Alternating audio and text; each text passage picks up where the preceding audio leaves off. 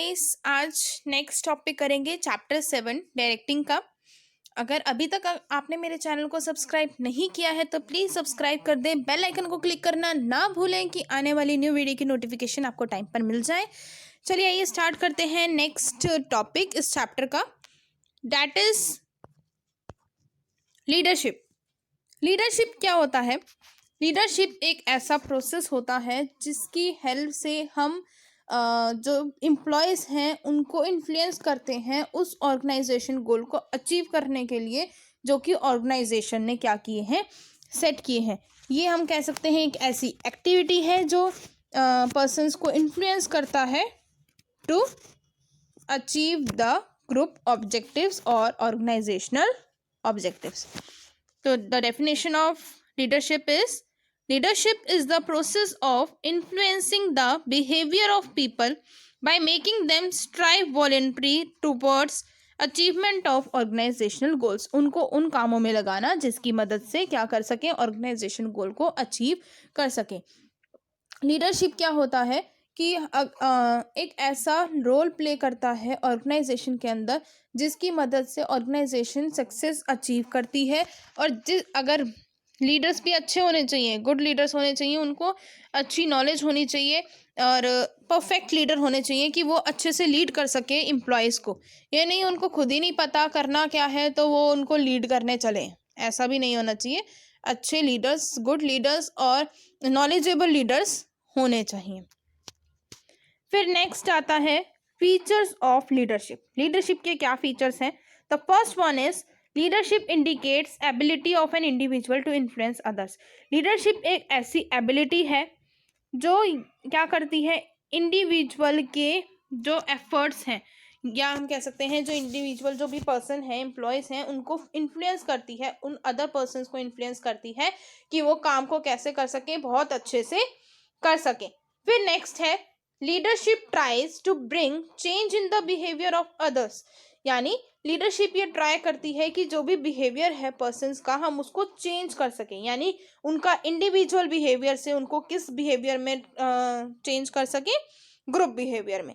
यानी वो अपने इंडिविजुअल बिहेवियर क्या होगा एक पर्सन का, कि वो अपने लिए काम कर रहा है, अपने लिए, यानी जो भी उनके नीड्स हैं, जो उनके गोल्स हैं, वो उनको अचीव करने में लगा है। कितना काम करूंगा तो मुझे इतना पैसा मिल जाएगा।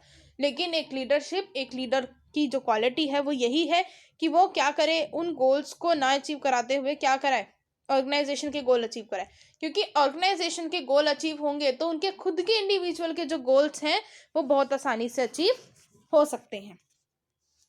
Leadership is exercised to achieve common goals of the organisation. Leadership किसके ऊपर वर्क करता है कि कॉमन गोल्स जो हैं ऑर्गेनाइजेशन के, उनको अचीव करने के लिए। फिर नेक्स्ट पॉइंट जो है वो है leadership indicates interpersonal relations between leaders and followers. ये क्या करता है, एक इंटरपर्सनल रिलेशन बनाता है। जो लीडर होता है, लीडरशिप एक ऐसी प्रोसेस है, एक ऐसी क्वालिटी है जिसकी हेल्प से लीडर और फॉलोवर्स के अंदर क्या बनते हैं, पर्सनल रिलेशनशिप मेंटेन रहते हैं। ठीक है। फिर the next and the last point is leadership is a continuous process. Leadership जो है वो एक कॉन्टिन्यूस प्रोसेस है, वो ये चलता ही रहता है। क्योंकि लीडर जो होगा उनको लीड करेगा कैसे काम करना है, हर साल नए नए ऑब्जेक्टिव्स होंगे, हर साल नई पॉलिसीज़ भी कई बार चेंज हो जाती हैं, क्योंकि इन्वायरमेंट चेंज होता है। तो लीडरशिप ऐसा एक प्रोसेस है जो कि कॉन्टिन्यूस चलता ही रहता है। फिर इसके बाद इसका नेक्स्ट टॉपिक आता है importance of leadership. It is not in your syllabus. उसके बाद भी एक नेक्स्ट टॉपिक आता है क्वालिटीज़ ऑफ गुड लीडर। ये भी सिलेबस में नहीं है। फिर लास्ट जो लीडरशिप का टॉपिक है वो है लीडरशिप स्टाइल्स।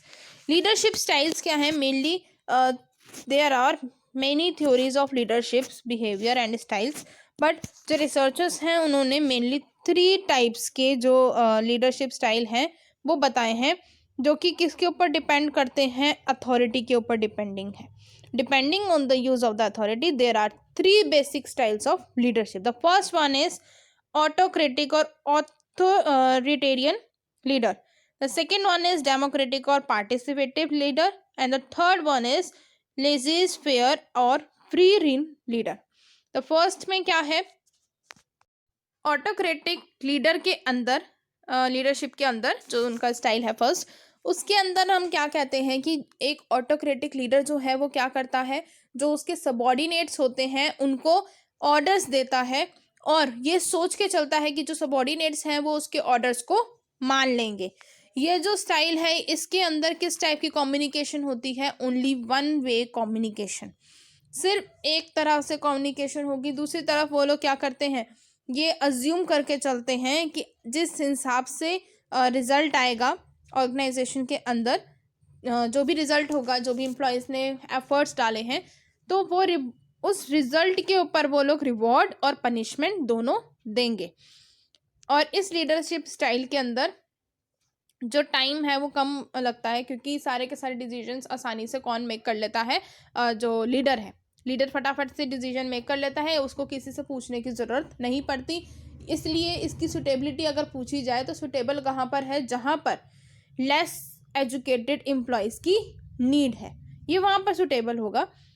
ठीक है, फिर नेक्स्ट आता है डेमोक्रेटिक और पार्टिसिपेटिव लीडर। डेमोक्रेटिक और पार्टिसिपेटिव लीडर के अंदर क्या है, जो एम्प्लॉयज़ हैं वो भी डिसीजन मेकिंग में पार्टिसिपेट करते हैं, यानी जो डेमोक्रेटिक लीडर है वो उनको पार्टिसिपेट करने का राइट देता है, वो भी डिसीजन मेक करने में पार्टिसिपेट करते हैं। बट जो मेन जो लास्ट डिसीजन होता है, जो एंड डिसीजन है, वो सारे के सारे लीडर ही लेगा। जो भी उसको ज़्यादा सुटेबल और बेस्ट डिसीजन लगेगा वो उसको ही लेगा। फिर इसके अंदर थर्ड जो है वो है फ्री रिन लीडर। इसके अंदर क्या होता है, लीडर का जो है वो बिलीव करता है अपने सबॉर्डिनेट्स के ऊपर, वो सारे की सारी जितनी भी पावर्स हैं डिसीजन में की, वो सारी किसको दे देता है, सबॉर्डिनेट को दे देता है। और सबॉर्डिनेट्स उस काम को करने के लिए उस इश्यूज को सॉल्व करते हैं, सब कुछ करते हैं। और उसके अंदर जो लीडर है वो ज़्यादा से ज़्यादा इंटरफेयर नहीं करता, वो जो एम्प्लॉयज़ हैं वो अपने इंडिपेंडेंटली डिसीजन को ले लेते हैं। ठीक है, आज के लिए इतना ही। नेक्स्ट वीडियो में हम करेंगे नेक्स्ट टॉपिक, और नेक्स्ट टॉपिक जो है that is communication. And communication जो है वो बहुत ही इम्पोर्टेंट टॉपिक है, और थोड़ा सा ऐसा कोई लेंथी है, इसमें से एक क्वेश्चन आप मान लीजिए कंफर्म आता ही आता है, तो उसको भी बहुत अच्छे से करेंगे। एंड तब तक के लिए बाय बाय।